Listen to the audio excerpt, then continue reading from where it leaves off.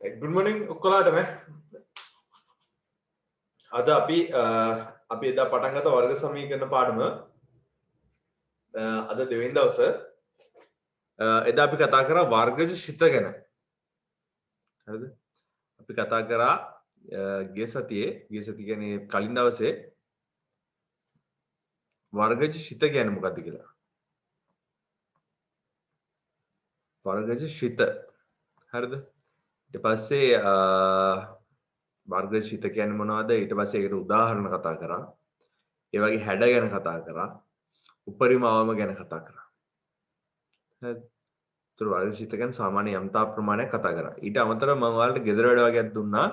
ප්‍රස්ථාර කොලයක හරි පොතේ හරි ප්‍රස්ථාර වගේක් කිම අඳින්න. හරිද? මම ළඟ හිටියන ඔය ඔක්කොම පොත් ටික බලනවා. මේ දැන් මේ තියෙන ප්‍රමාණෙත් එක්ක කමක් නැහැ. හරි? වර්ග ශිතයක් කිව්වම අපි දන්නවා y සමානයි fx සමානයි ax වර්ගය bx ධන c කියලා ගන්න පුළුවන්. අනිත් එක තමයි මේකේ a b c කියන තුන් දෙනාම තාත්වික නියත. අය a කියන එක්කෙනා මොනම හේතුවක් නිසාවත් බිඳුවට සමාන වෙන්න බෑ. හරිද? එහෙම වුණොත් තමයි මෙන්න මේ වගේ කොටසකට අපි කියන වර්ග ශිතයක් කියලා. ඊට පස්සේ අපි කතා කරා a කියන එක්කෙනා විශාලව හැසිරෙනවා නම්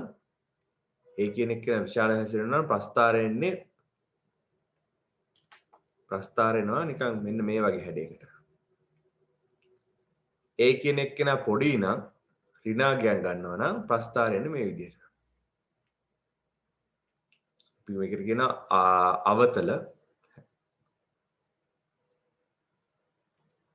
අවතල පරාවලයක් කියලා. මේක උත්තල පරාවලය.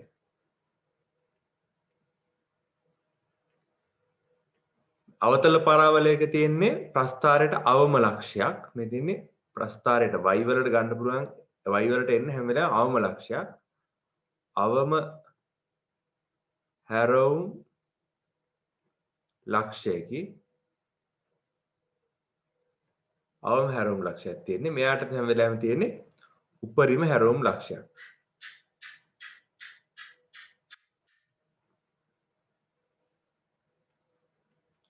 හරිද? උපරිම හැරවුම් ලක්ෂයක් කියලා. අපි එදා කතා කරා ප්‍රස්ථාර ඇඳීමකින් තොරව හරිද? ප්‍රස්ථාර ඇඳීමකින් තොරව අපි කොහොමද මේ හැරවුම් ලක්ෂය හදාගන්නේ කියන්නේ. හරි.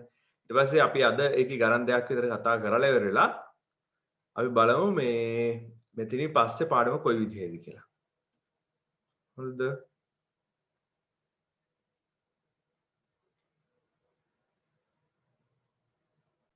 right. එදා දුන්න ගණන් ටික තාපොතේ පළවෙනි ගාන 2 3 4. එතකොට මේ පළවෙනි ගාන දෙවෙනි ගාන තුන්වෙනි ගාන එහෙම මේ අවම ලක්ෂ සහ මේ අවම ලක්ෂයේ ඛණ්ඩාංකය හොයන විදිය ගැන තමයි අපි කතා කරගෙන හිටියේ. දැන් මේකේ මම ටග් ගාලා වෙල මේකේ අවම ලක්ෂ ටික ලියාගෙන යන්න. අමාරු ගානක් තිබ්බොත් හොඳද? අමාරු ගානක් තිබ්බොත් පුතේ ඔයාලා මට මේ ස්ක්‍රීන් එකෙම හරි ඇඳලා කමක් නැහැ. මෙන්න මේ ගාන තමයි අමාරු කියලා. නැත්තම් මට මේකේ දැන් මැසේජ් එකක් දාලා අහන්න සර් මෙන්න මේ ගාන තමයි අමාරු කියලා. දැන් ගණන් හතරක් තියෙන්නේ. පළවෙනි ගාන 1 2 3 එහෙම තියෙන්නේ. ඒතකොට ඔයාලා කීවෙනි ගාන? හතරවෙනි ගානේ හයවෙනි ගාන ඕන නම් එහෙම කතා කරලා ඉල්ලන්න. රයිට්. මේක කියන පහත් සඳහන් ශිතවල අවම ලක්ෂ හා සම්මිතික රේඛාව ලියන්න කියලා. දැන් මෙයාගේ අවම ලක්ෂය වෙන්නේ පළවෙනි ගානේ අවම ලක්ෂය වෙන්නේ x සමානයි 1,3 හරිද? 1,3 තමයි අවම ලක්ෂය. අනිත් එක සම්මිතික අක්ෂය වෙන්නේ x සමානයි 1. හරිද? ඊට පස්සේ මෙයාගේ අවම ලක්ෂය වෙන්නේ -5,3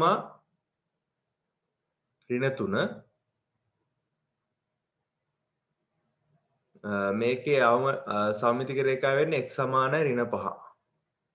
මේකේ ඍණ භාගය කියන්නේ එකේ භාගය වතාවක් ඍණ 8 අවම ලක්ෂය වෙනවා. x සමානයි භාගය තමයි සම්මිතික අක්ෂය වෙන්නේ.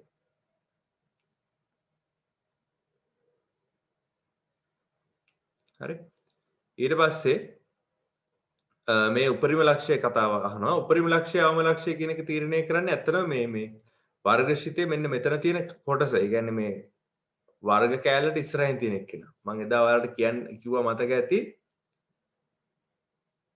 y සමානයි ax වර්ගය ධන bx ධන c කියන ශිතය අපිට පත් කරගන්න පුළුවන් නම් y සමානයි a වතාවක් x ඍණ ලැම්ඩා ධන mu ආකාරයට. එතකොට ලැම්ඩා කමා mu වලින් තමයි ඔය හැරවුම් ලක්ෂය උපරිමයකද අවමයකද හැරෙන්නේ කියන එක තීරණය කරන්න මෙයා. හැරවුම් ලක්ෂය. හරිද?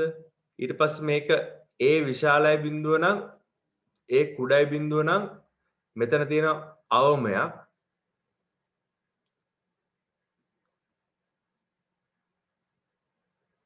A විශාලයි බිඳුව නම් අවමයක් A කුඩයි බිඳුව නම් උපරිමයක්. ඊට පස්සේ x සමානයි ලැම්ඩා සම්මිතික අක්ෂය කියලා. අපි මෙන්න මේ ටික කතා කරා.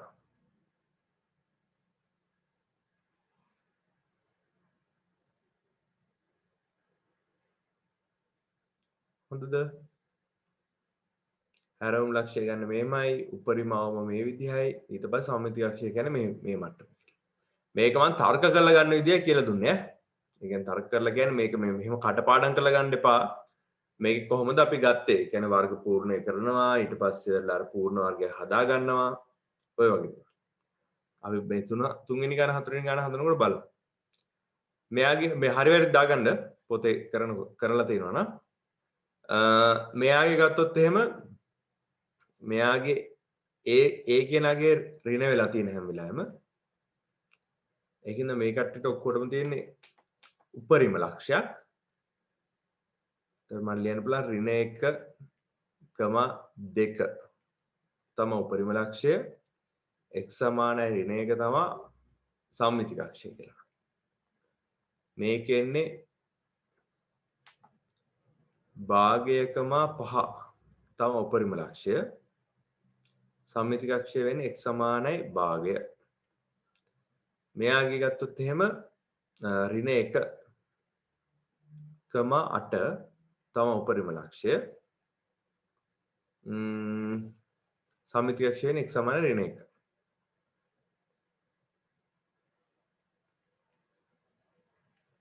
හරිද? මම හිතන්නේ ඒ ටික කරගත්තද? බලන්න හරි වැරදි.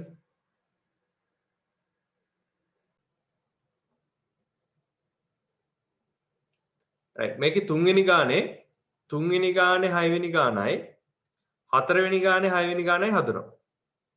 හරිද? 3වෙනි ගානේ 6වෙනි ගානයි 4වෙනි ගානේ 6වෙනි ගානයි හදනවා. බලමු කොහොමද හදන්නේ කියලා.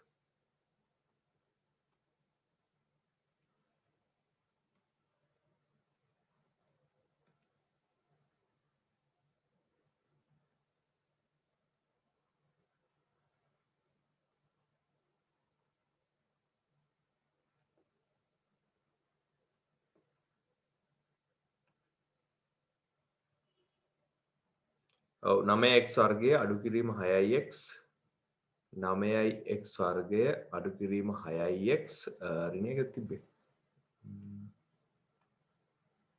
ඔව් ඍණ 1. right කොහොමද කරන්නේ? දැන් මේ වගේ වර්ගශිතයක් තියෙන්නේ. එතකොට මේ වර්ගශිතේ මම කරනවා පුතේ මෙහෙම කතාවක්. y සමානයි ඉස්සෙල්ලාම 9 කියන එක කෙනා ගන්නවා මෙන්න මේ කොටස් දෙකෙන් එළියට. 9 එළියට ගත්තාම එනවා x වර්ගය අඩු කිරීම 6 බෙදීම 9 වතාවක් x කියලා. ඔන්න ඔහොම එනවා. පළවෙනි පද දෙකෙන් විතරක් 9 එළියට ගත්තා. හොඳද? ඊට පස්සේ මම ලියනවා y සමානයි 9යි හැබැයි මෙතන පූර්ණ වර්ගයක් නේද හැදෙන්නේ? බලමු දැන් මම කියලා දීපු විදිහට බලමුකෝ. x වර්ගය අඩු කිරීම මෙතන මට ලියන්න පුළුවන් මේක x වර්ගය කියන කොට සයින් කරලා 3 බෙදීම 9යි x වල 3 බෙදීම 9 වතාවක් වර්ගය කියලා දාලා. බලන්න එතකොට මේකට එනවද කියලා? පූර්ණ වර්ගයක් ගන්නකොට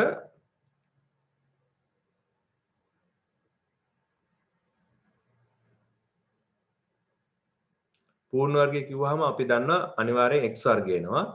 මේ දෙන්න වැඩි වෙලා ඒකේ දෙගුණ එනවා. එතකොට 6යි x බෙදීම 9 එනවා. ඊට අමතරව පුතේ එනවා 3 වර්ගය 9 එනවා. 9 වර්ගය 81 එනවා.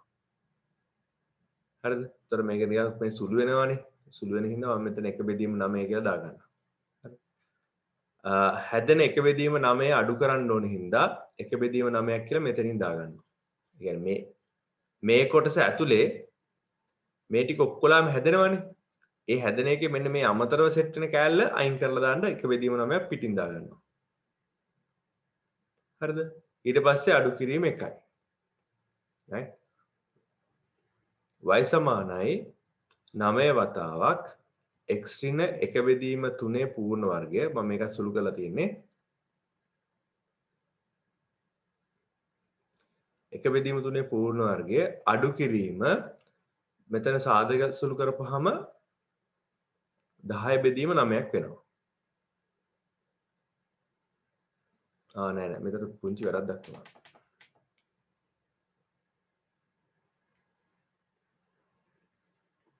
ඔන්න ඔහොම එන්නේ.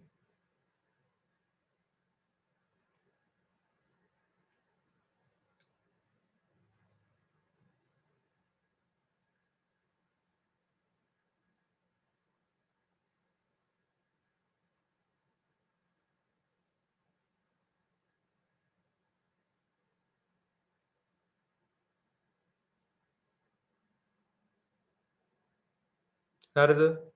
බලන්න මේක ආවද කියලා?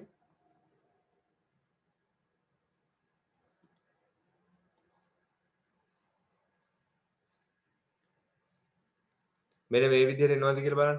right මම ආයෙත් ඔන්න හදන්නම් උඹලා ගන්න.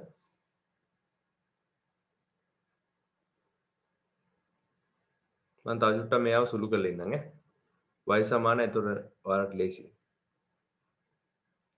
x වර්ගය අඩු කිරීම මේක සුළු කරන්න පුළුවන් පුතේ 2 බෙදීම 3යි x අඩු කිරීම 1යි කියලා. ඊට පස්සේ y සමානයි 9 වතාවක් මේක ඇතුලේ පූර්ණ වර්ගයක් හදා ගන්නවා. එතකොට එන්නේ x අඩු කිරීම 1 බෙදීම 3 පූර්ණ වර්ගය අඩු කිරීම 1 බෙදීම 9 කියලා.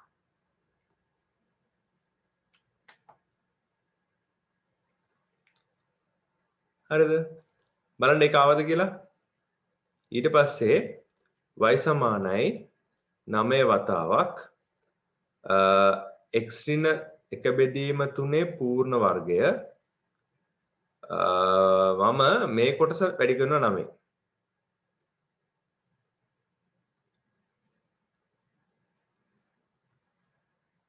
හරිද?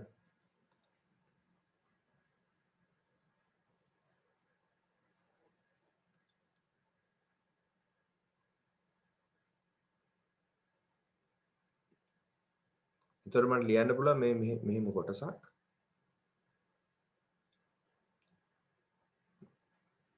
මෙයා මෙන්න මේ කොටසෙන් වැඩි කරපුවාම 9 වතාවක් x ඍණ 1 බෙදීම 3 පූර්ණ වර්ගය අඩු කිරීම 1 අඩු කිරීම 1 කියලා තියෙනවා.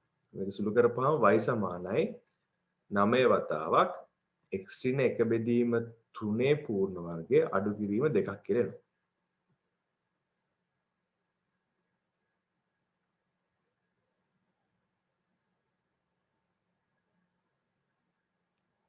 ඔව් ඩිල්ෂන් මේක මෙහෙම ගන්නත් පුළුවන්. කිසි වැරද්දක් නැහැ.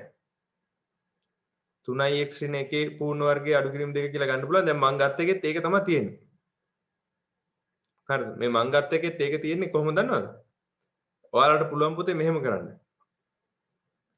මේ 9 කියන එක ලියා ගන්න පුළුවන් ඕන මෙහෙම 3 වර්ගයේ වතාවක් x ඍණ 1 බෙදීම 3 පූර්ණ වර්ගය අඩු කිරීම 2යි කියලා ලියා ගන්න පුළුවන්. ඔයාලා දන්නවා වර්ග මොනවද මම ලඝු නීති කියලා දුන්නා නේද? ලඝු නීති වල තියෙනවානේ AB වල පූර්ණ m කියලා මොකක් හරි එකක් තියෙනවා නම් විජ්ජීය පදයක පිටින් බලයක් තිබ්බොත් එහෙම am bm කියලා කොහොම ලියන්න පුළුවන්?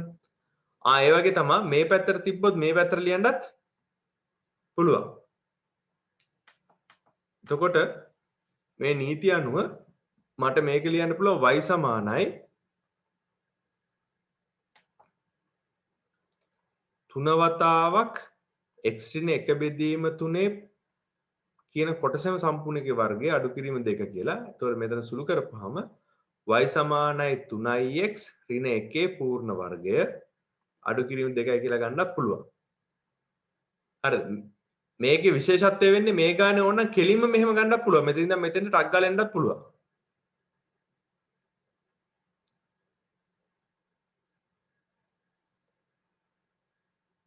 right? දැන් අර මං කියලා දීපු විදිහ මේ විදිහේ ඉඳලා අර ඉස්සෙල්ලාම 9 කියන එක්කෙනා මෙන්න මේ පද දෙකෙන් එළියට අරගන්න ඕනේ. කියන අර මං කියලා දීපු ක්‍රමයට තමයි මේ යන්නේ. නැත්තම් කාට හරි දරුවෙකුට පුළුවන් ඇත්තට මේ විදිහට යන්නත්. කිසි වැරද්දක් නැහැ. හොඳද? right. මං දාගන්නම් මේකට 1 කියලා දාගන්නම්. මේකටත් 1 ඩෑෂ් කියලා දාගන්න. මොකද ඒ 1 කියන ශිතේම පොඩ්ඩක් වෙනස් කරලා තියෙන හින්දා. right. කොහොම වුණත් හිතන්නක පුතේ දැන් මේකේ මට ලියන්න පුළුවන් එකෙන් x අඩු කිරීම 1 බෙදීම 3 පූර්ණ වර්ගය කියන එක්කෙනා කොහොමත් බිඳුවට වඩා ලොකු එක්කෙනෙක්. වර්ගයක්නේ. එයා කොහොමත් ලොකුයි. හරිද? එතකොට ඒක 9න් වැඩි කරා කියලා වෙරලා එයත් කොහොමත් බිඳුවට වඩා ලොකුයි තමයි. ඒකෙන් දෙකක් අඩු කරනවා. දෙපැත්තෙම දෙක දෙක අඩු කරපුවාම දෙපැත්තෙම දෙකක් අඩු කරපුවාම මට ලියන්න පුළුවන් මේ y කියන එක්කෙනා හැම වෙලාවෙම ඍණ දෙකට වඩා ලොකුයි කියලා. ඒකින්ද කියන්න පුළුවන් y ට තිබිය හැකි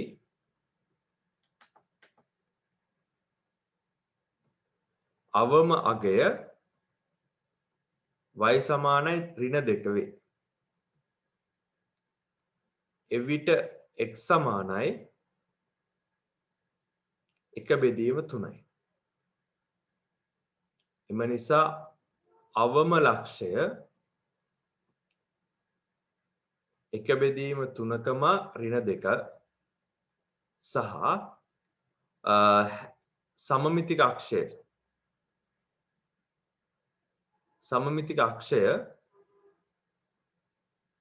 x සමානයි 1 බෙදීම 3යි. බලන්න මේ උත්තර ගන්න පුළුවන් වුණාද කියලා? අවම ලක්ෂය සහ සමමිතික අක්ෂය කියන එක.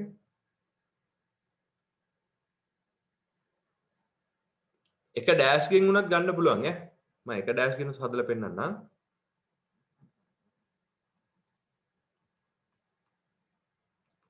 එක ඩෑෂ් ගෙන්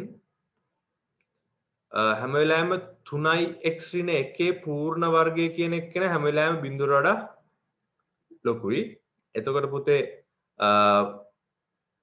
දෙපැත්තෙම දෙක දෙක අඩු කරපුවාම 3x ඍණ 1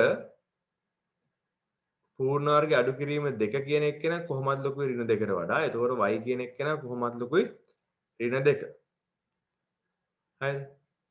y සමානයි ඍණ 2 වන්නේ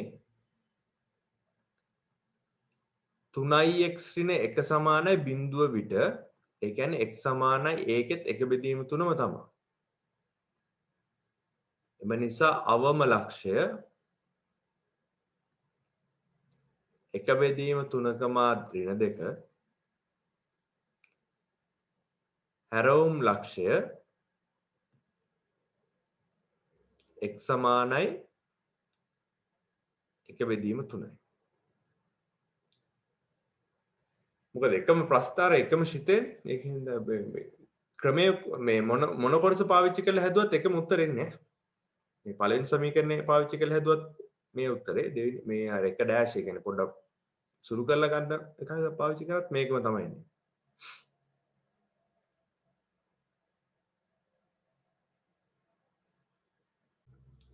බලමු හතරවෙනි ගානේ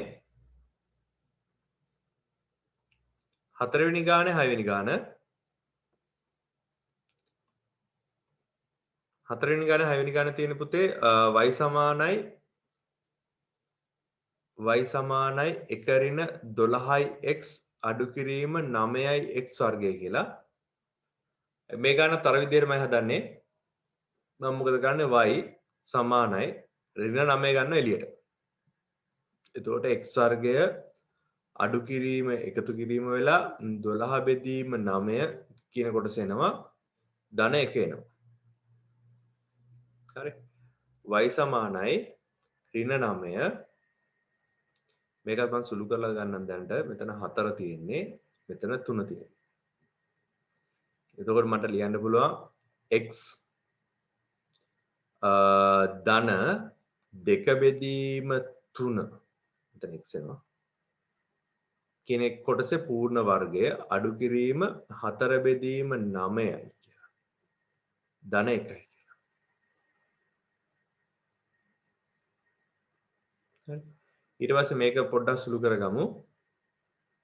y සමානයි ඍණ 9 වතාවක් x ධන 2 බෙදීම 3 පූර්ණ වර්ගය අඩු කිරීම 4 එකතු කිරීම වෙනවා ධන 1. එතකොට y සමානයි ඍණ 9 වතාවක් x ධන 2 බෙදීම 3 පූර්ණ වර්ගය එකතු කිරීම 5යි.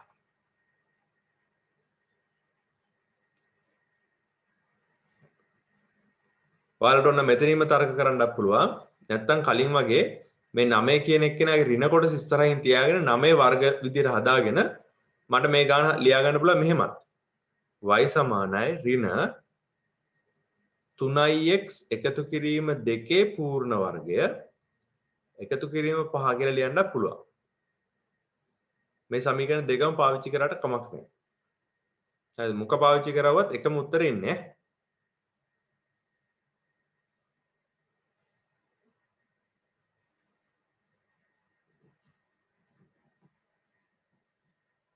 බලමු එතකොට එකෙන් ලියන්න පුළුවන්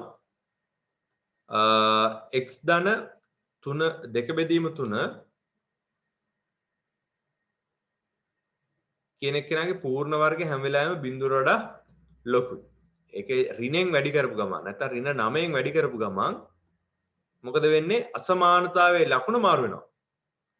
අසමානතාවයේ ලකුණ මාරු වෙනවා කුඩා බිඳුව වෙලා. ඊපස්සේ ඍණ 9 x ධන 2 බෙදීම 3 පූර්ණ වර්ගය ධන 5 හැම වෙලාවෙම කුඩා හෝ සමානයි ධන 5ට. ඒකෙන් ලියන්න පුළුවන් y කියන එක කියන හැම වෙලාවෙම කුඩා හෝ සමානයි ධන 5. ඒ කියන්නේ 5 තමයි y ට තියෙන්න පුළුවන් අවමගය. උපරිමගය. හරිද? මේ 5 කියන අගයට වඩා හැම වෙලාවෙම y කියන එක කියන පොඩි. y කියන අගයන් හැම වෙලාවෙම පොඩි. ඒතර මම ලියන්න පුළුවන් y සමානයි 5. එතකොට y ට ගත හැකි උපරිම අගය 5. y සමානයි 5 විට නැත්නම් y සමානයි 5 වන්නේ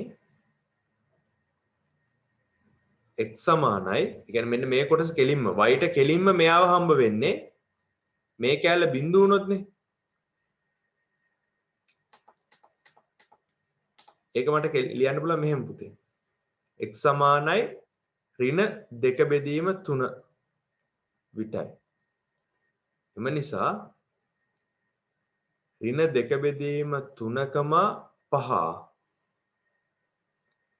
උපරිම ලක්ෂය වේ. x සමානයි ඍණ 2 බෙදීම 3 සමමිතික අක්ෂය වේ. ඉතින් උත්තර ටික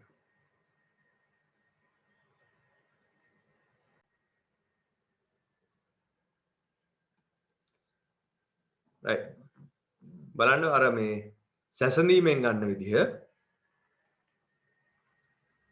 y සමානයි ඍණ 9 වතාවක් x ධන 2 බෙදීම 3 වතාවක් පූර්ණ වර්ගය ධන 5 y සමානයි a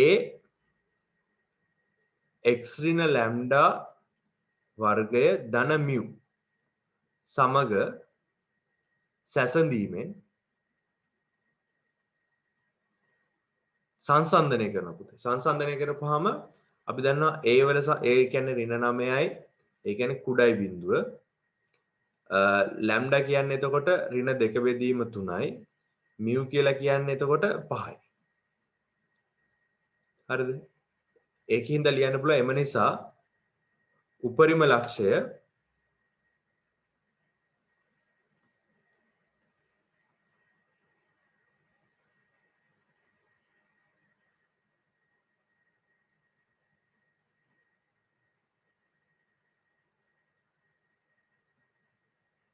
මේකත් ලියාගන්න ඇත්තට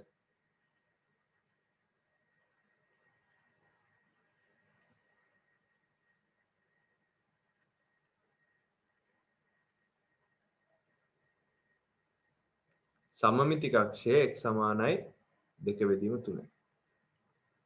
අතර මේ හොඳ ප්‍රශ්නයක් ඇහුවේ සංසන්දනය කරලා ගන්නත් පුළුවන්. කිසි අවුලක් නැහැ. ඒ කියන්නේ කෙලින්ම ගන්න කෙලින්ම උත්තර ලියන එක. නැත්නම් තර්ක කරලා ඔය අසමානතා කොටස ගන්න එකත් අවුලක් නැහැ.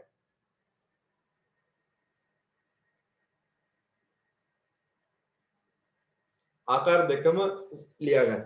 මේ පළවෙනි ආකාරය, ඒ කියන්නේ මේ නිල් පෑනෙන් කරලා තියෙන ආකාරය ඔයාලට ගොඩක් වැදගත් වෙයි මේ ඉස්සරහා ගණන් වලදී. අනිත් එකත් වැදගත් වෙනවා සාමාන්‍යයෙන් ඉතින් සංසන්දනය කිරීමක් කියන එක ආය අමුතුන් ඉතින් ඕන ළමයින්ට පුළුවන් නේ ඔයාලා.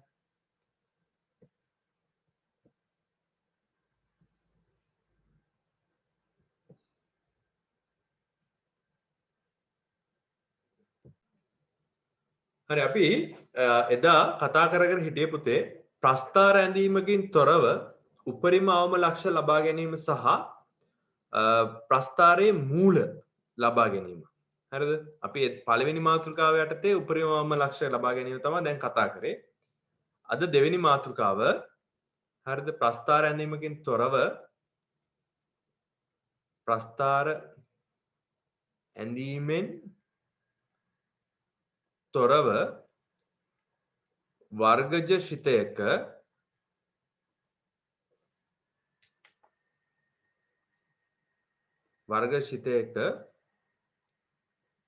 මූල ලබා ගැනීම මේකටම තමයි සිංහලෙන් කියන්නේ වර්ගජ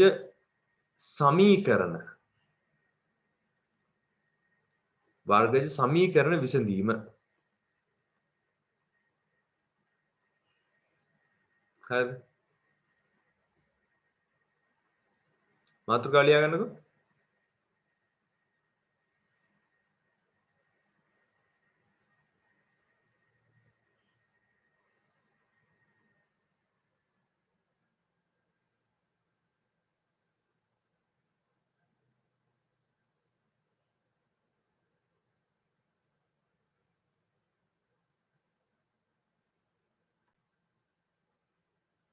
මම මෙහෙම ලියන්නම්. ඉස්සෙල්ලාම පොඩි සටහන් කැලක් ලියාගෙන ඉමු.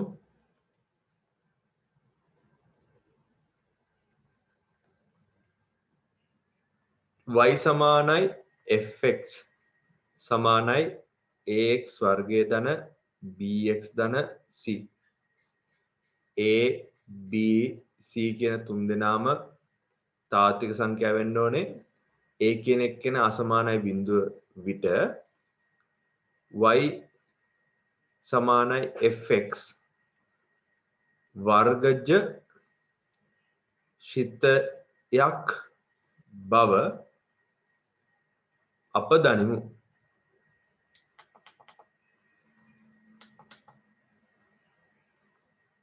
මේක අපි දන්න දෙයක්. ඒ කියන්නේ පුතේ මෙතන ප්‍රස්ථාර අඳින්න පුළුවන් විදිහේ ශිතයක් තියෙනවා. හරිද? මේකේ y සමානයි k විට k යනු නියතයකි.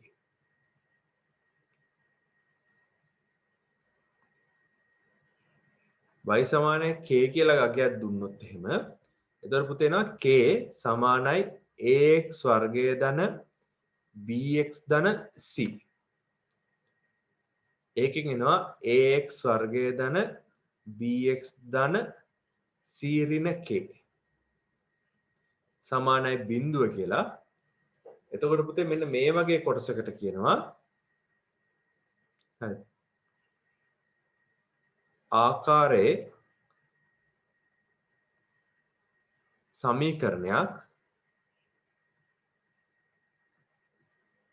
හරිද පුතේ ආකාරයේ සමීකරණයක් කියන්නේ මෙන්න මේ විදිහේ හැඩේ සමීකරණයක්. හරිද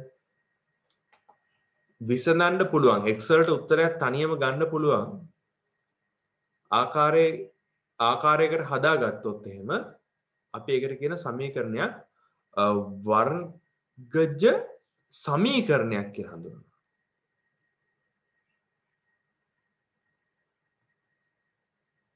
ලෙස හඳුන්වයි. වර්ග සමීකරණයක් ලෙස හඳුන්වයි. හරිද? මේකදී මම පොඩි උදාහරණයක් ලියලා පෙන්නන්නම්. බලන්න පුතේ උදාහරණයක්. y සමානයි x වර්ගය ගන්නකො. y සමානයි x වර්ගයේ ශිතේ සලකමු.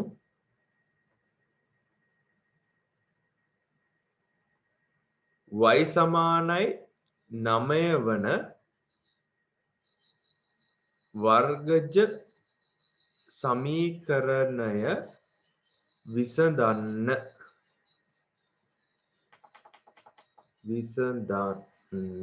කියලා දුන්නොත් එහෙනම් y සමානයි 9 වුණොත් එහෙම මට ලියන්න පුළුවන් x වර්ගය සමානයි 9යි x වර්ගය ඍණ 9 සමානයි 0යි. රයිට්. මේ තියෙන්නේ වර්ගජ ශිතය. මේ තියෙන වර්ග ශිතය මේ තියෙන ශිතය.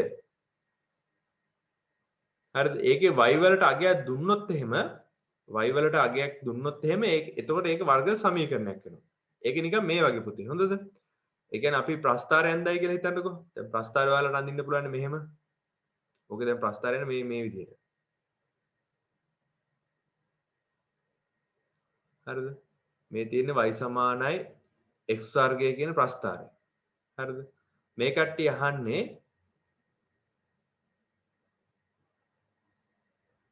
y වලට y වල අගය 9 වෙන මෙන්න මේ x ඛණ්ඩාංග දෙක මොකක්ද කියලා අහන්නේ.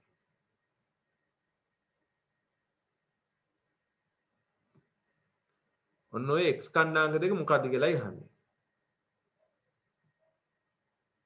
මම ඒ x ඛණ්ඩාංග දෙක දාගන්න මෙහෙම. ඇල්ෆා බීටා කියලා දාගන්නකො. ඔන්න ඔය ඛණ්ඩාංග දෙක අහන්නේ. එතකොට දැන් මෙතන මේ x වලට උත්තර දෙකක් නහන්නේ. x වලට උත්තර දෙකක් අහන විදිහට මෙන්න මේක සුළු කර ගන්නවා නම් මේකට තමයි අපි ඔය කියන්නේ වර්ගජ සමීකරණයක් කියලා. හරිද? මේ තියෙන ශිතය වර්ගජ ශිතය තියෙන මේ තියෙන්නේ ඒකට අදාළ වර්ග සමීකරණය තමයි මම මේ හදාගත්තේ. ඒ කියන්නේ y ට ඉලක්කමක් ආපු ගමන් වර්ග සමීකරණයක් හදනවා. ඊට පස්සේ මේක සුළු කරන්න පුළුවන් නේ. x ඍණ 3 වතාවක් x ධන 3 සමානයි 0යි x සමානයි 3 හා x සමානයි ඍණ 3 තමයි මේවට උත්තර. හරි. ඒ කියන්නේ x වලට උත්තර දෙකක් ගන්න පුළුවන් දැන් y වර්ග සමීකරණය විසඳලා.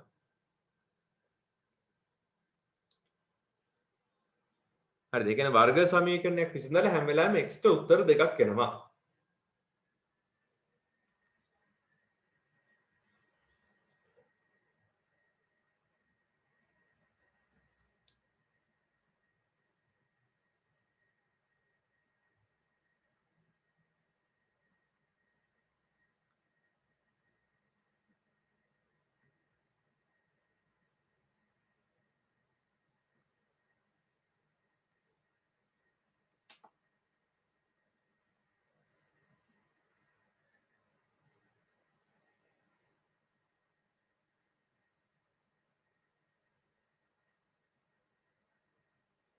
වර්ග සමීකරණයක් විසඳීමේ සෑම විටම විචල්්‍ය සඳහා පිළිතුරු දෙකක් ලැබේ.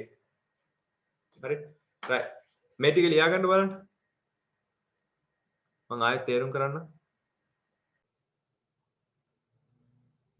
හරි.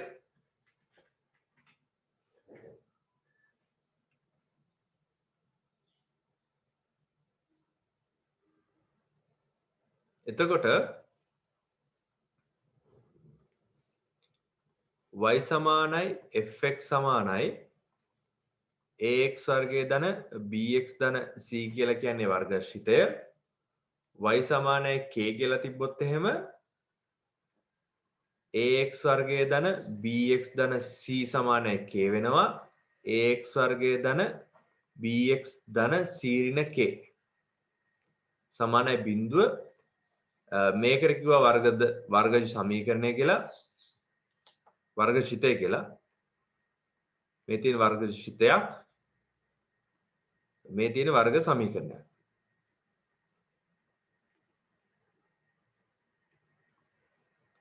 මේ දෙන්නගේ වෙනස වර්ගශිතයක් ප්‍රස්ථාරගත කරලා වෙලා y ට කැමති අගයන් ගන්න පුළුවන් x ට එක අගයන් පාවිච්චි කරලා. වර්ග සමීකරණයක් කියන්නේ එහෙම එකක් නෙමෙයි. වර්ග සමීකරණයක් කියන්නේ විසඳන්න පුළුවන් ප්‍රකාශනයක්. ඒකල x ට තනි උත්තරයක් ගන්න පුළුවන්. හොඳද පුතේ? right. ඊට පස්සේ ලියා ගන්න මෙහෙම. හරිද? සටහන ඉවරයි. දැන් අලුත් මේ නෝට් එක තමයි y සමානයි ax වර්ගය ධන bx ධන c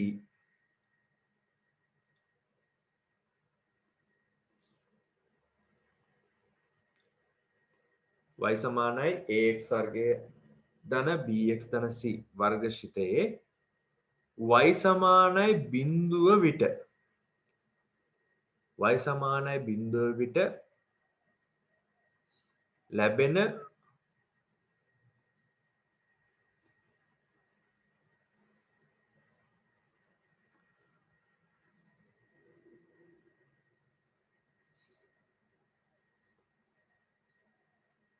y සමානයි බිඳුව විට ලැබෙන වර්ග සමීකරණයේ විසඳුම්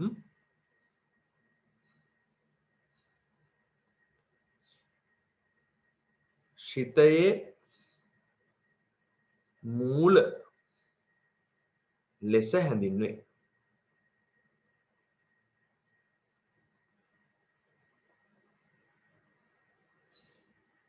හරිද? එතකොට y සමානයි බිඳුව විට ලැබෙන විසඳුම් තියෙනවනේ. ඒව තමයි මූල කියලා හඳුන්වන්නේ.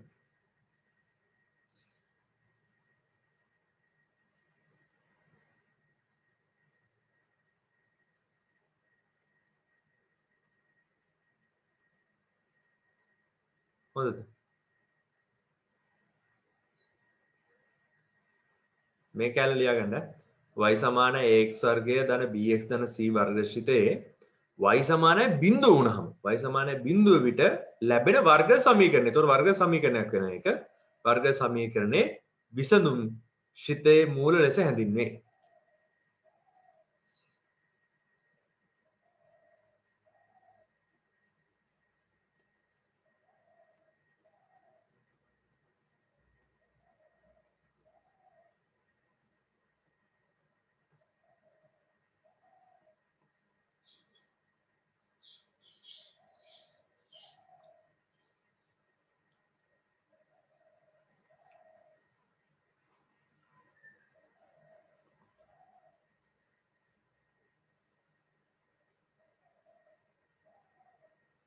right.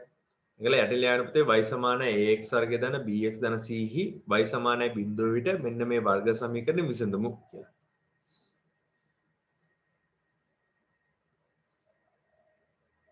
ඒත් එක්කම මම මෙන්න මේ සයිඩ් එකකින් ලියන්නම්.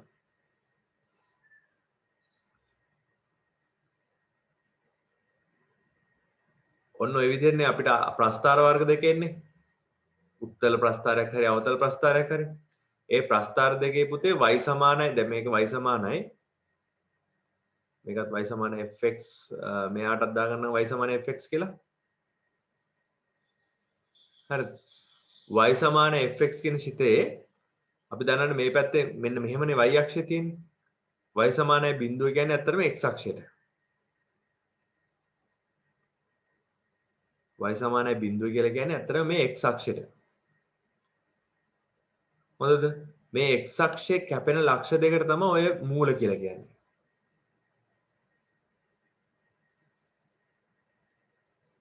හරි. මෙන්න මේවට තමයි අපි මූල කියලා කියන්නේ.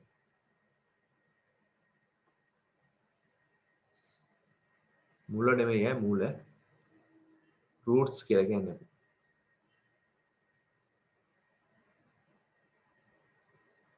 ඒක VG විදිහට විසඳන්න තමයි අපි මේ යන්නේ. මේකත් දල සටහනක් දකුණු පැත්තෙන් ඇඳගන්න. ඒතර ඔයාලට අපහැදිලි වෙන්නේ නැහැ.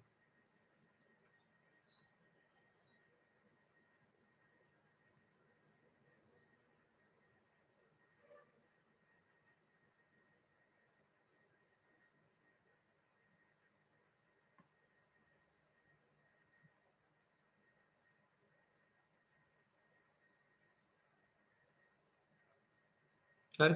right බලන්න. ax වර්ගය ධන bx ධන c සමානයි බිඳුව විසඳුණා. මම කලින් වගේම තමයි a කියන සංගුණකය මේ පළවෙනි පද දෙකෙන් එළියට ගන්නවා. a කියන සංගුණකය පළවෙනි පද දෙකෙන්ම එළියට ගන්නවා. එතකොට b වලට a කියලා සාධකයක් නැති හින්දා මම a b කියන එක කියලා බෙදලා ගන්නවා. අද දැන් වැඩි කරපුවාම ආයෙ උඩ එක්ක එන්න ඕනේ.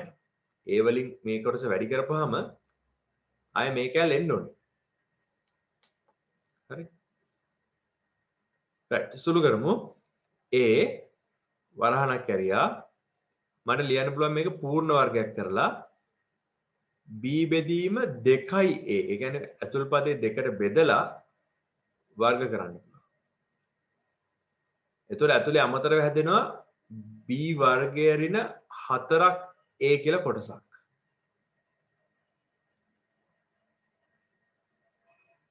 හරිද?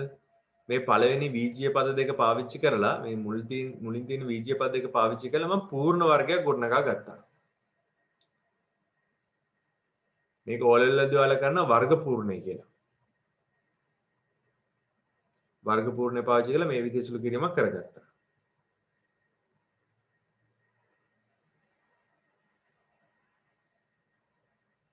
b වර්ගයේ බෙදීම 4ක් a වර්ගය වෙනවා. හරි අපහැදිලිලා මැසේජ් එකක් දාන්න ඉක්මනට. ඊට පස්සේ මම මේක a වලින් සුළු කරලා ලියා ගන්න මෙහෙම. a වතාවක් x ධන b බෙදීම 2a වල පූර්ණ වර්ගය අඩු කිරීම b වර්ගය බෙදීම 4ක් a ධන c සමානයි බිඳුවයි.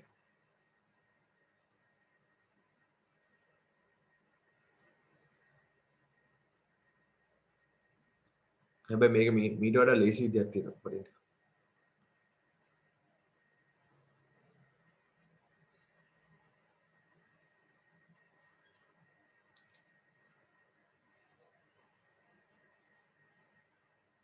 මෙහෙම කරමු.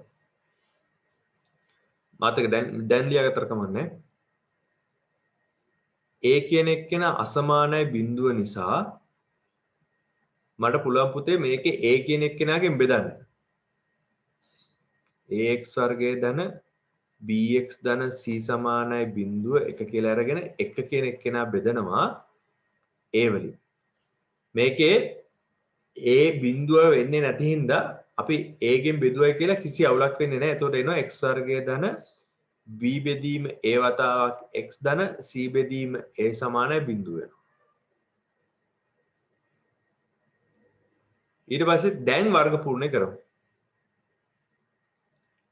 x ඍණ x ධන b බෙදීම 2a වල පූර්ණ වර්ගය අඩු කිරීම b බෙදීම 4ක් a වර්ගය එකතු කිරීම c බෙදීම a සමානයි බිඳුවයි. ඊට පස්සේ x ධන b බෙදීම 2a පූර්ණ වර්ගය අඩු කිරීම මෙතන මම පොදු හරය ගන්නවා. පොදු හරය ගත්තාම එනවා b අඩු කිරීම 4ක් ac බෙදීම 2ක් 4ක් a වර්ගය කියලා.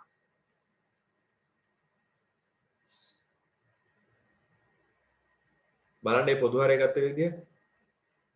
4 ගත්තා ඒ වර්ගය ගත්තා පොදු හරය විදියට ඊට පස්සේ එල එතකොට b ඒ විදිහට වෙනවා මෙතන තියෙන ධන ලකුණ මෙතෙන්ද වරහන දාන හින්දා ඍණ ලකුණක් වෙනවා එතකොට ආයේ ධන වෙනවා බය වෙන්න දෙයක් නැහැ ඊට පස්සේ c කියන එක්කෙනා සුළු වෙනවා 4ක් a කියලා සාධකයකින්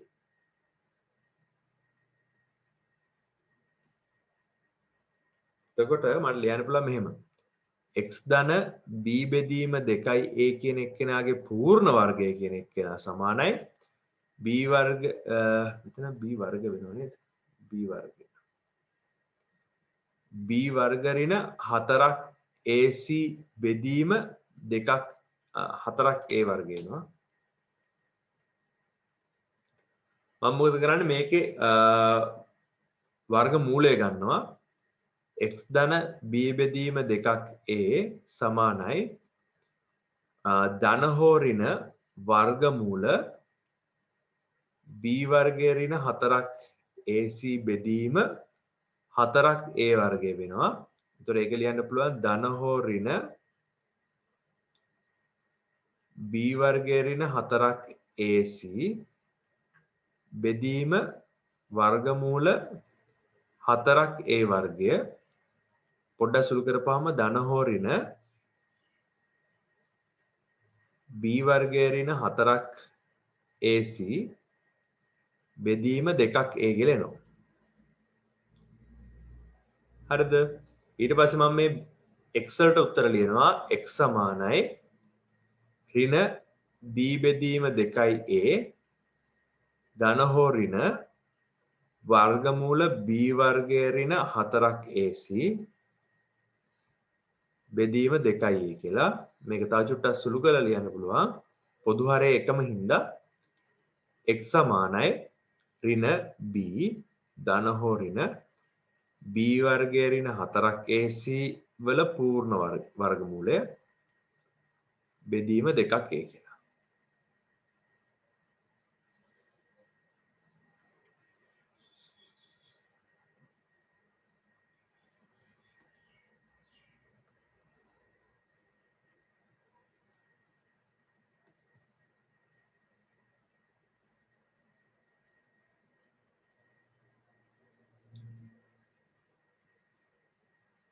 පේනවද?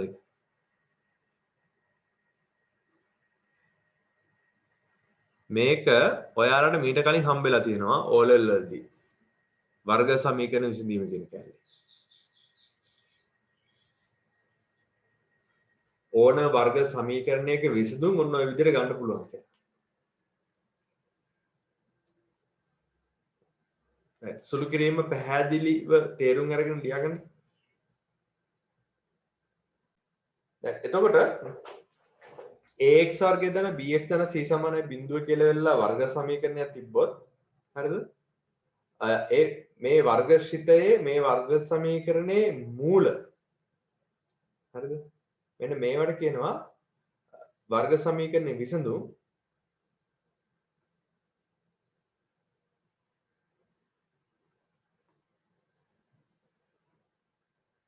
වර්ග සමීකරණ විසඳුම් කියලා කියනවා. අනිත් එක තමයි වර්ගජ සිතයේ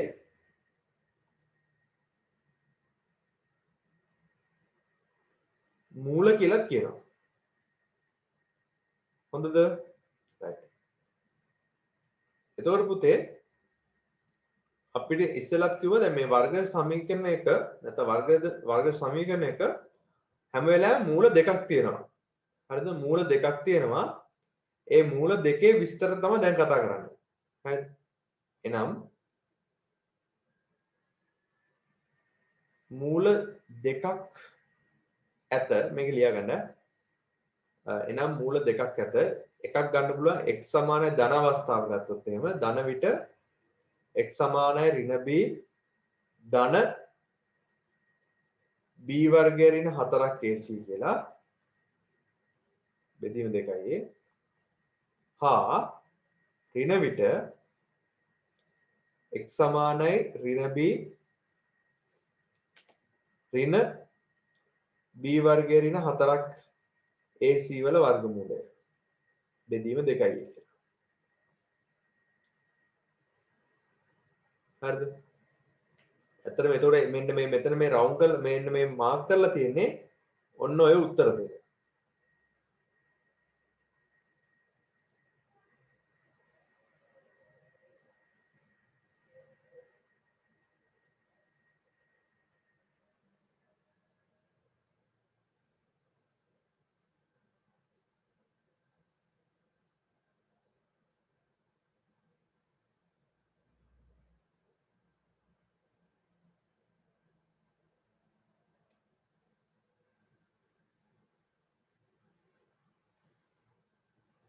පැහැදිලිද?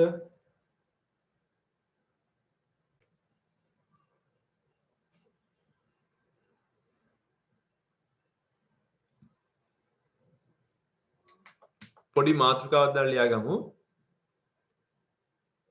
විවේචකය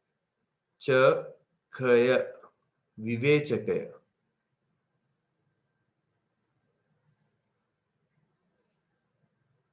මොකද්ද නම? විවේචකය.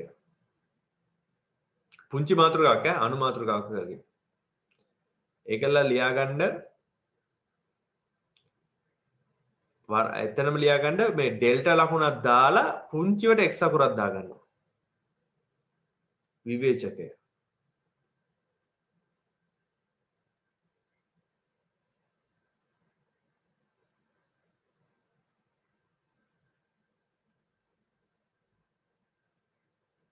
හරිද? right. ලියන්න යටින් මේම ax වර්ගය ධන bx ධන c සමානයි බිඳුව වර්ගජ සමීකරණයක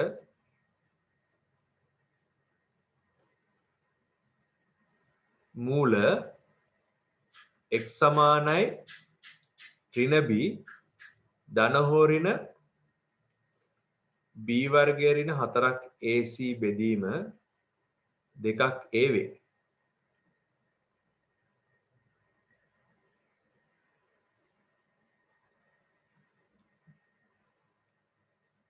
මෙහි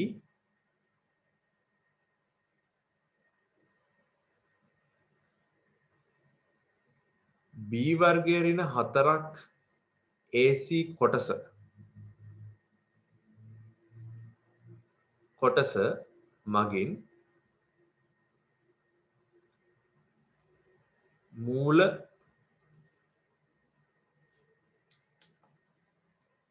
ලෙස ලැබෙන පිළිතුරු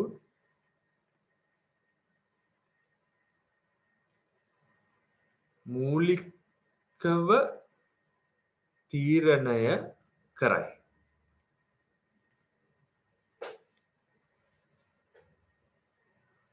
පුතේ මේකේ වටින කෑල්ලක් තියෙනවා මේ b වර්ගය ඍණ 4ක් ac කියලා කෑල්ලක්. හරිද? b වර්ගය ඍණ 4ක් ac කියන කෑල්ලේ තියෙන විශේෂත්වය තමයි මෙන්න මේ කෑල්ලේ හරිද? ඔය කෑල්ලේ තියෙන විශේෂත්වය ඔය කෑල්ලට වෙන්න පුළුවන් දේවල් කීපයක් තියෙනවා. එකක් තමයි දැන් හිතන්නකෝ b වර්ගය ඍණ 4ක් ac කියන කෑල්ල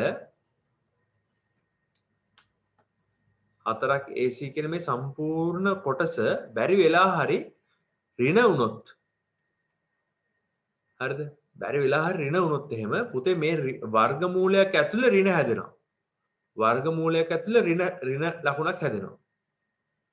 එතකොට මේක තාත්වික සංඛ්‍යාවලට අයිති වෙන්නේ නැති වෙලා යනවා. හරිද? ඒක අතාත්වික වෙනවා. පැහැදිලිද? ඒකින්ද මේ b වර්ගය ඍණ 4ක් ac කියන කෑල්ල ඇත්තටම ටිකක් වැදගත් කොටසක්. හරිද? ඒකින්ද තමයි මම මේ කිව්වේ මෙහි b වර්ගය ඍණ 4ක් ac කොටස මූල ලෙස ලැබෙන පිළිතුරු මූලිකව තීරණය කරනවා. හරිද? ඒ මූලික කරන තීරණ තමයි එකක් තාර්ථිකයිද අතාර්ථිකයිද අනිත් එක ප්‍රබින්නයිද සමපාතයිද කියන වචන ටික. ඔයාලට මතක ඇති මම අර මුලින්ම දුන්නා නිල් පාට පෑනින්. එදා අපි කතා කරද්දී නිල් පාට පෑනින් ලිව්වා මතකද? තාත්විකයි ප්‍රබින්නයි තාත්විකයි සමපාතයි අතාර්ථිකයි කියලා එහෙම.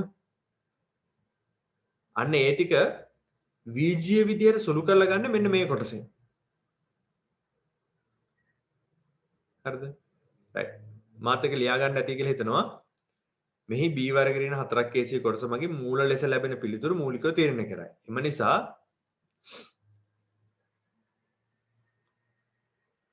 වර්ගජ සමීකරණයක b වර්ගයේ ඍණ 4ක් AC කොටස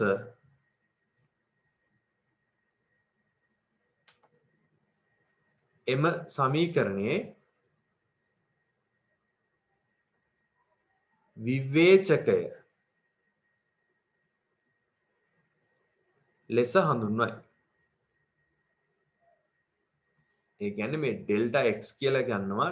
ඒ කියන්නේ x වලින් පවතින ශිතයක්නේ. b වර්ගයේ ඍණ 4ක් AC කියන කොටස.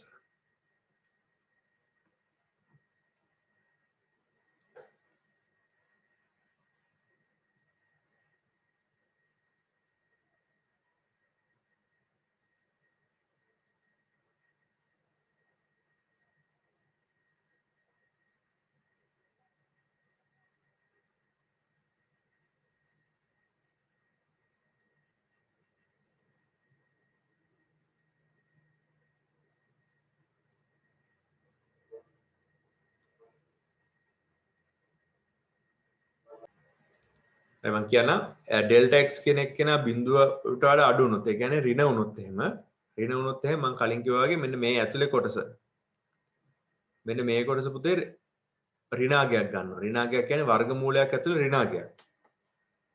නේ? වර්ගමූලය ඇතුලේ ඍණාගයක් ආපු ගමන් අපි දන්නවා තාත්වික සංඛ්‍යා පාඩමේදී අතාත්වික ඉලක්කම් එන්න පුළුවන් විදිහ තමයි වර්ගමූලයක් ඇතුලේ ඍණ එනවා කියන එක. හරිද? එතකොට වර්ගමූලයක් ඇතුළේ ඍණ පැමිණීමෙන් x ට ලැබෙන පිළිතුර අතාත්වික වේ. හරිද? එනම් ඩෙල්ටා x කුඩා බිඳුව විට මූල අතාත්විකයි. මේ අතාත්විකයි කියන එකේ විශේෂත්වය තමයි සරල රේඛාවක් මත ලකුණු කරන්න බෑ කියන එක. ඒ කියන්නේ ඇත්තටම ප්‍රස්ථාරයක් ඇන්දොත් එහෙම හරිද? මොකක් හරි මේ වර්ග සමීකරණයට අදාළ වර්ග ශිතේ ප්‍රස්ථාරයක් ඇන්දොත් එහෙම x සමානයි බිඳුව y සමානයි බිඳුව කියන x අක්ෂයේ කැපෙන තැනක් නෑ මේකෙදි. ඒ කියන්නේ මේ මූල අතාත්විකයි කියන්නේ. හොඳද? ඒ කියන්නේ මම ප්‍රස්ථාරයක් ඇඳයි කියලා හිතන්නකෝ.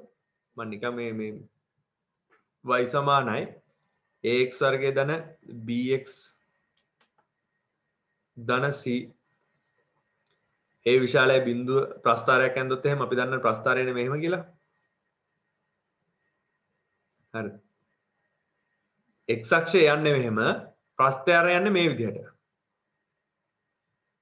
හරිද? එතකොට මේ දෙන කැපෙන තැනක් නැහැ. කැපෙන තැනක් නැතුණාම තමයි මේ x වලට එන උත්තර y සමානයි බිඳුව විට x ට ඇත්තටම උත්තර නැහැනේ. ඇයි x අක්ෂය කැපෙන්නේ නැහැනේ කොහෙවත්. හරිද? x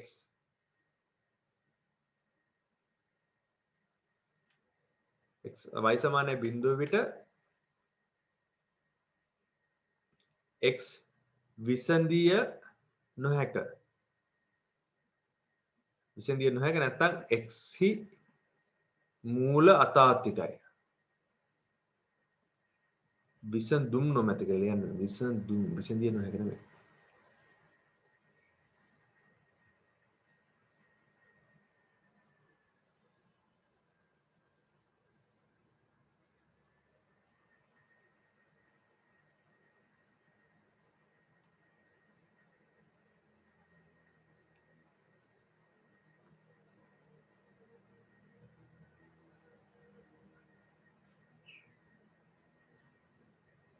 හරි මූල අතාත්විකයි කියලා කියනවා. හරිද? රයිට්. ඊට පස්සේ දෙවෙනි කාරණාව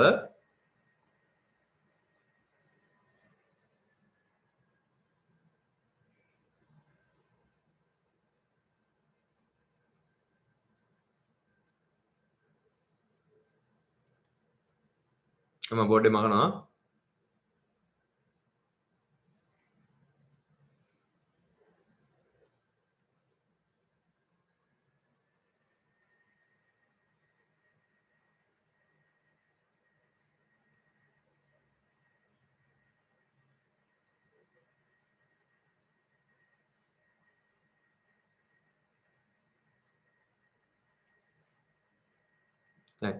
විවේචකය සමානයි බිඳුව විට විවේචකය ශූන්‍ය වේ.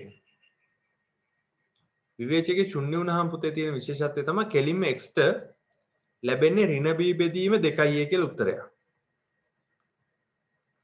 හරිද? ඒ වර්ගමූලය ඇතුලේ බිඳුවක් එන්නේ. විවේචකයේ බිඳු ශූන්‍ය විට ඒ කියන්නේ විවේචකයක් නෑ. ඒතකොට b වර්ගයේ ඍණ 4ක් ac කියලා කැලලක් නෑ. එතකොට මට x ට කෙලින්ම එන්නේ ඍණ b බෙදීම 2a කියලා. හරිද? එතකොට මට මේක ලියන්න පුළුවන් එවිට මූල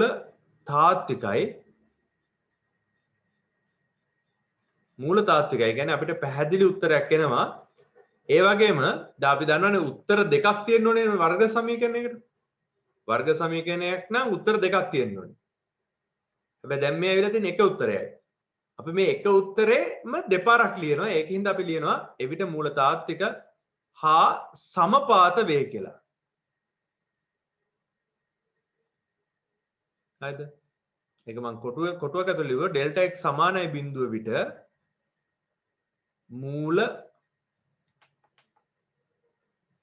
මූල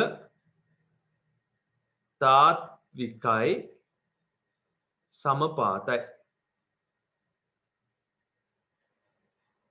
මූල තාත්විකයි සමපාතයි.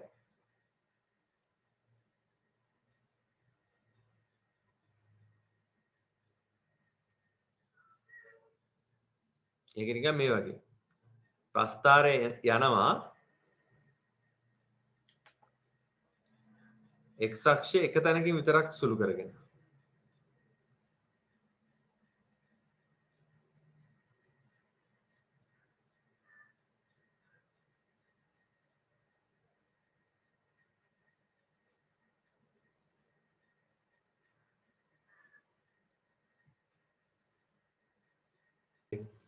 මේ අපි දෙවෙනි කොටස. මේක දෙවෙනි කැලල. ඊට පස්සේ තුන්වෙනි කොටස තමයි මේ විවේචකය කියන එක නා බිඳුවට වඩා ලොකු වුණොත් එහෙම. ඒ කියන්නේ ධනාගයක් ගත්තොත්.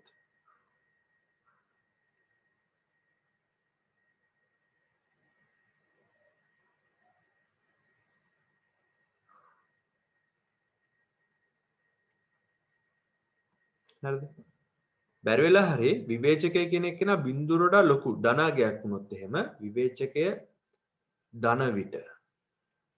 එතකොට පුතේ කිසිම අවුලක් නැතුව මෙතන ඇතුලේ b වර්ගයේ ඍණ 4ක් ac කියලා කෑල්ල මෙතන ධනාගයක් ගත්ත ගම x ට උත්තර දෙකක් තියෙනවා කිසිම ප්‍රශ්නයක් නැතුව. හරිද?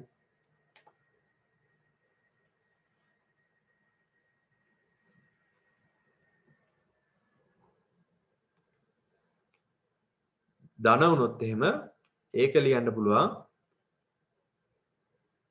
x ට පිළිතුරු දෙකක් පැහැදිලිවම ඇත.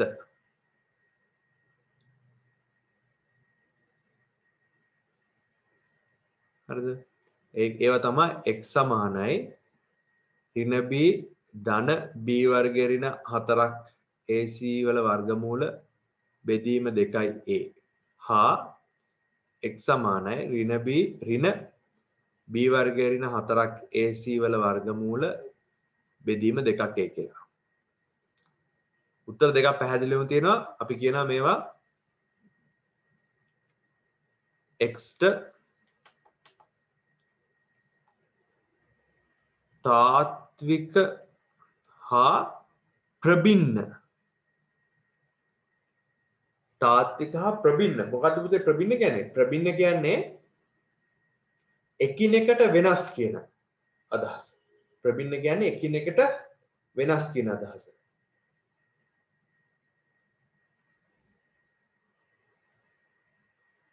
තාත්වික හා ප්‍රබින්න මූල දෙකක් පවතී.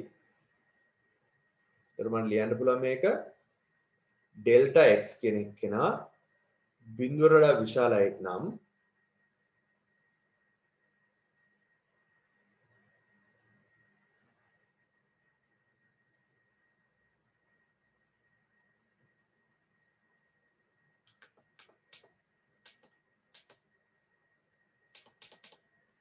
තාත්විකයි ප්‍රබින්නයි. මූල තාත්විකයි ප්‍රබින්නයි කියලා.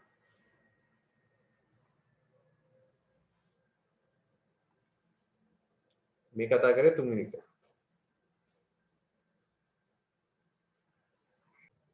මේකේ රූප සරහන එන්නේ පුතේ මේ විදිහට. හරි. ඒ කියන්නේ මට දැන් මෙතන මේ ඉඩ පල්ලෙහෙන් අඳින්න හරි දකුණෙන් අඳින්න ඉඩ නැති හින්දා තමයි මම මෙතනම යන්නේ. එතකොට මේ වර්ග සමීකරණ ශිතේ මේ විදිහට හැසිරෙනකොට සමීකරණයෙන් කැපිලා යන්නේ මෙන්න මේ වගේ තැන් දෙකක්. පැහැදිලිද? මම මෙතන x1 x2 කියලා දාගත්තොත් x1 x2 කියලා දාගත්තොත් මේ තමයි x1 උත්තරේ මේක තමයි x2 උත්තරේ කියලා. sorry මේක x2 උත්තරේ මේක x1 උත්තරේ. පැහැදිලි? ඒ වගේ පැහැදිලිව x අක්ෂයේ කැපිලා යන උත්තර දෙකක් තියෙන වර්ගජ ශිතය. සමීකරණයට මේ වගේ උත්තර දෙකක් එනවනම් ශිතයට මේ වගේ කැපෙන තැන් දෙකක් තියෙනවා. ලස්සනට තියෙනවා.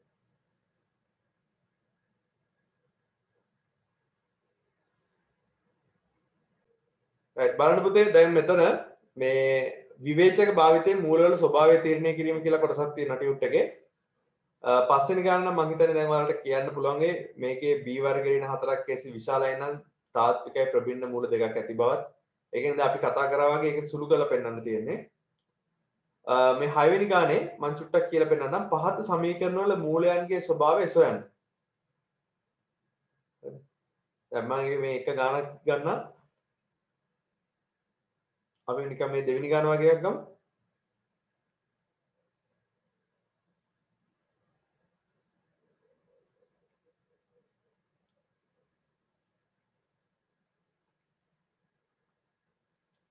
ඒකේ තියෙනවා y සමානයි 2x වර්ගය ධන 3x ඍණ 2.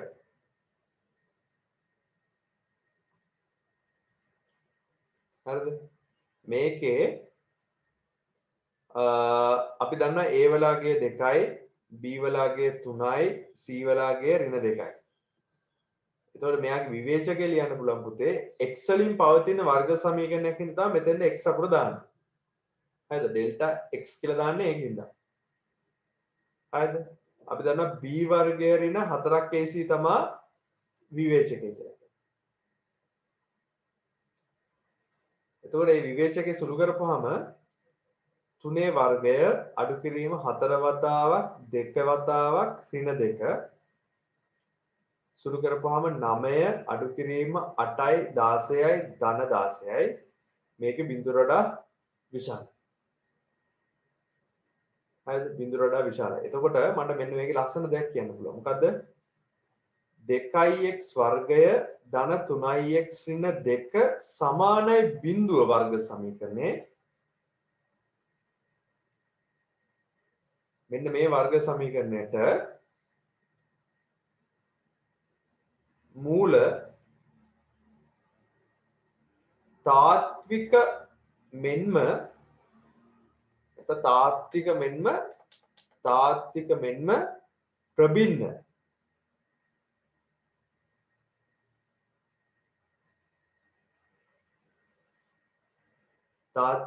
ප්‍රබින්න මූල දෙකක් තියෙනවා. ඇයි ඒ? ඩෙල්ටා x කියන එක්කෙනා බිඳුවට වඩා ලොකු නිසා. හරිද? මෙන්න මේ වර්ග මෙන්න මේ වර්ග ශිතය දුන්නොත් එහෙම ඒ ශිතය මෙන්න මේ කාරණාට ලියන්න පුළුවන් ඩෙල්ටා x හොයන්න පුළුවන්. එතකොට මෙන්න මේ වර්ග සමීකරණයට මූල තාත්විකයි ප්‍රබින්නයි. මේක නිකන් ප්‍රස්ථාරයක් ඇඳනම් පුතේ ප්‍රස්ථාරෙන්නේ මේ විදිහට. ඔන්න ඔය විදිහට යනවා ඇති. අනිවාර්යයෙන්ම මෙතන උත්තර දෙකක් ඔය විදිහට තියෙනවාමයි.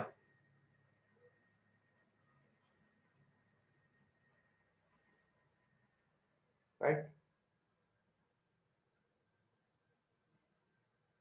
උදාහරණ කියලා දාලා ලියාගන්න පුතේ මේ ගාන.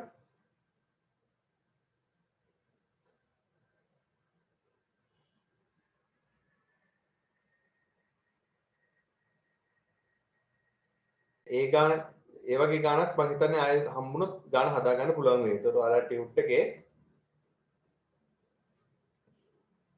තියෙනවා එතන ගණන් 4ක්. ඒකෙන් මම දැන් එකක් තමයි හැදුවේ. මේ 6 වෙනි ගානේ. මේ 7 වෙනි ගාන ගත්තොත් එහෙම ax වර්ගය ධන bx ධන c සමානයි 0 යන වර්ග සමීකරණයේ තාත්වික මූල තිබේ නම් හරිද තාත්වික මූල තිබේ නම් පහත දැක්වෙන කරුණු ඇතිවීමට තිබිය යුතු අවස්ථා මොනවද කියලා. හරිද? බලන්න මූල දෙකම ධන වෙන්න, මූල දෙකම ඍණ වෙන්න, එක මූලයක් ධන අනිත් මූලය ඍණ වෙන්න, එක් මූලයක් ශූන්‍ය වී අනෙක් මූලය ශූන්‍ය නොවීමට, මූල දෙකම ශූන්‍ය වීමට. හරිද? ඔය වගේ ඒවා පුතේ සාමාන්‍ය වලට මම හිතන්නේ සාමාන්‍ය දැනීම වගේ පාවිච්චි කරලා හදන්න පුළුවන්. දැන් මේකේ තාත්වික මූල තියෙනවලුනේ. තාත්වික මූල තියෙනවා කියන්නේ මේ විවේචකය කියන එක්කෙනා අනිවාර්යෙන් විශාල වෙන්න ඕනේ තාත්වික ප්‍රබින්න වෙන්න නම් සමාන වෙන්න ඕනේ තාත්වික මේ සමපාත වෙන්න නම්. එතකොට විවේචකය විශාල හෝ සමානයි බිඳුව විට අපි කියනවා මූල තාත්විකයි කියලා. හරිද? එතකොට මේකේ විශාල වුණා නම් ප්‍රබින්නයි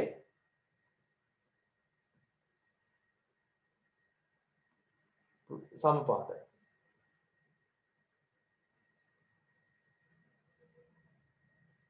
හරිද? ඒ කියන්නේ ඩෙල්ටා x අනිවාර්යෙන් බිඳුවට වඩා වැඩි නම් මූල තාත්විකයි.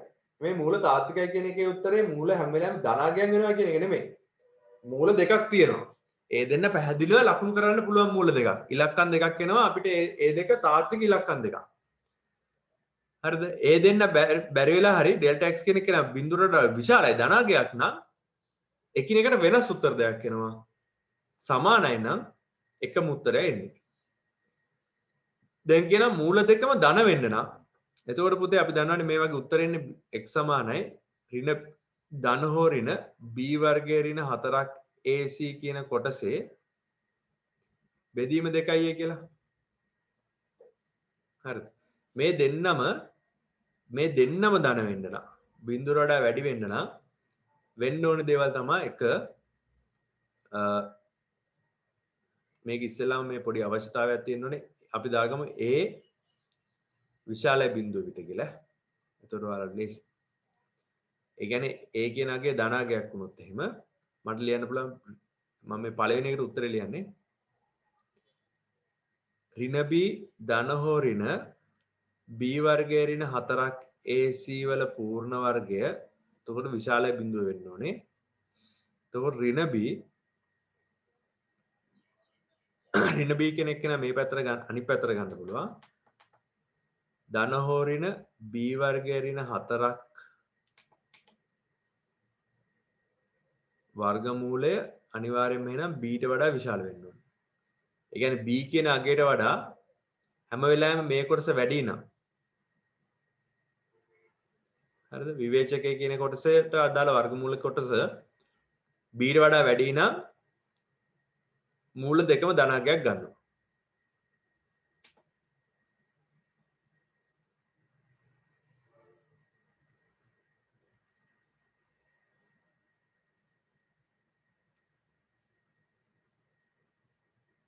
හරිද? එතකොට මූල දෙකම ඍණ වෙනවා කියන්නේ එහෙනම් මේක කුඩා බිඳුව වෙන වෙලාව. එක් මූලයක් ධනද අනෙක් මූලය ඍණද වීමට. හරිද? එක් මූලයක් ධනද අනෙක් මූලය ඍණ වෙන්න නම් පුතේ අනිවාර්යයෙන්ම මේකේ ධන අවස්ථාව සුළු කරලා ලියන්න එක නිකන් normally ලියලා බලන්න. එක් මූලය ශූන්‍ය වී අනෙක් මූලය ශූන්‍ය නොවීමට.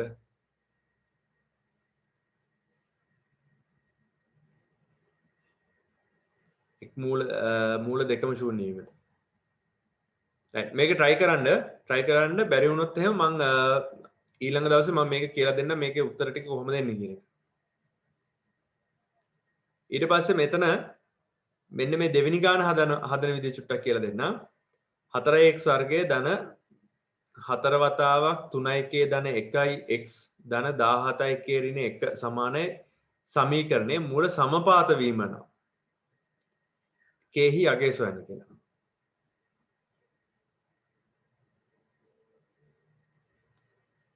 මම ඒ ගාන චුට්ටක් හදලා පෙන්නන්නම්.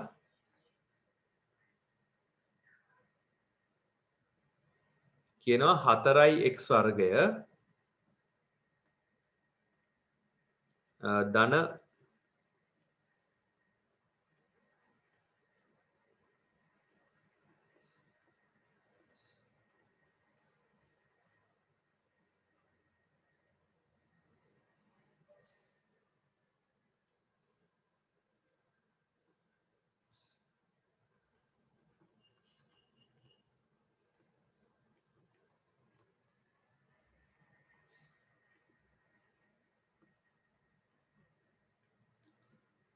මූල සමපාත වෙනවා නම් කේවල උත්තරේ මොකද්ද කියලා අහන්නේ.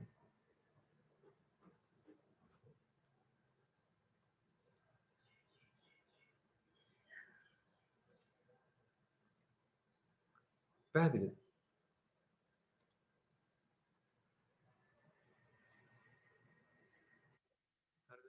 4x වර්ගයේ ධන 4 වතාවක් 3k ධන 1 වතාවක් x එකතු කිරීම 17k ඍණ 1 සමානයි බිඳුව සමීකරණයේ මූල සමපාතයන. හරි. බලන්න පුතේ.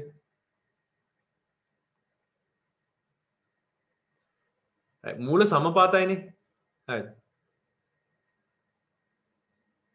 මට ලියන්න පුළුවන් මෙහෙම. මූල සමපාත නම් අනිවාර්යයෙන්ම වර්ග සමීකරණයේ මේ ඩෙල්ටා x කියන එක නා බිඳුවට තමයි සමාන වෙන්න ඕනේ. හරි. තාත්විකයි සමපාතයි කියන කොටස ආවේ අපිට බිඳුවට සමාන වෙද්දිනේ. අපි දන්නවා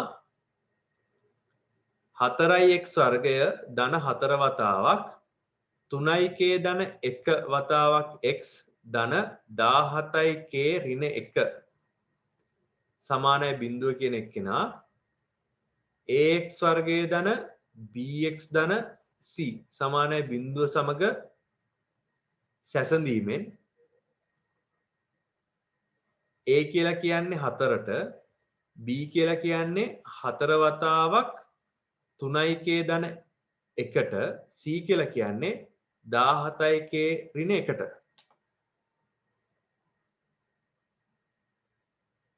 හරිද? එතකොට පුතේ මට විවේචකේ ලියන්න පුළුවන් b වර්ගයේ ඍණ 4ක් ac නේ. හරි. b වර්ගයේ ඍණ 4ක් ac කියන එක ලියන්න පුළුවන් 4 වර්ගයේ 16 වතාවක් 3k ධන 1 වර්ගය ඍණ 4 වතාවක් 4 17k ඍණ 1 කියලා. ඩෙල්ටා x සමානයි බිඳුව නිසා මට ලියන්න පුළුවන් 16 වතාවක් 3k ධන 4 ධන 1 වර්ගය ඍණ 4 වතාවක් 4 වතාවක් 17k ඍණ 1 සමානයි බිඳුවයි කියලා.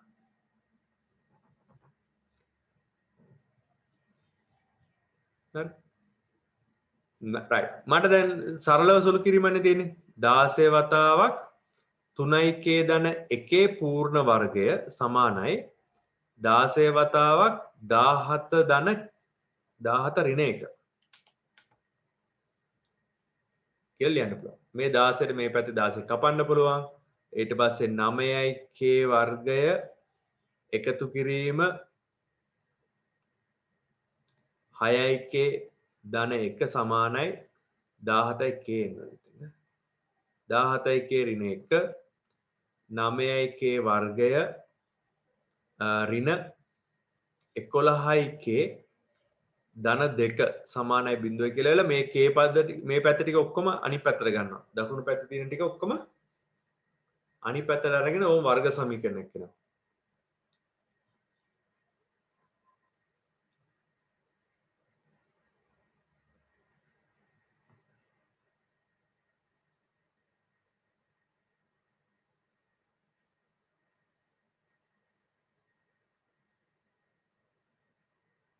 ඕම ඔය විදිහට වර්ග සමීකරණේ සාධක කඩන්න පුළුවන්.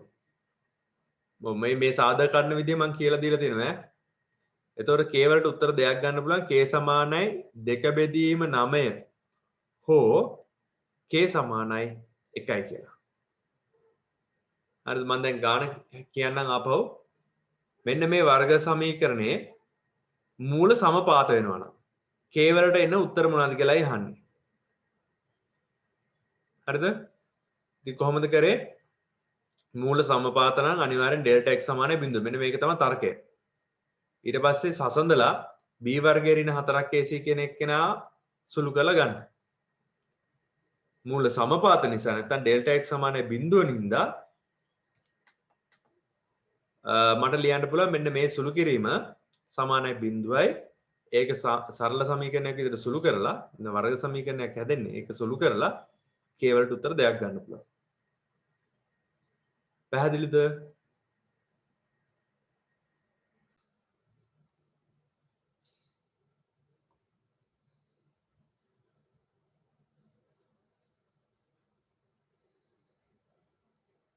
හරි ඔයාලා ගෙදෙද්දි try කරන්න මේකේ මේ 8 වෙනි ගාන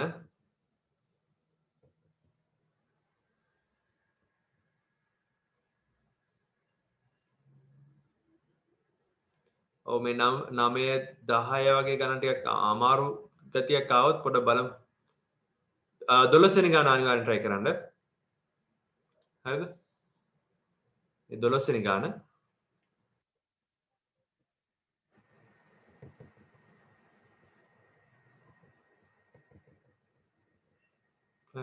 15 වෙනි ගාන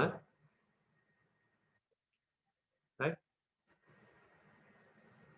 ඊට පස්සේ 16 වෙනි ගානක් try කරමු.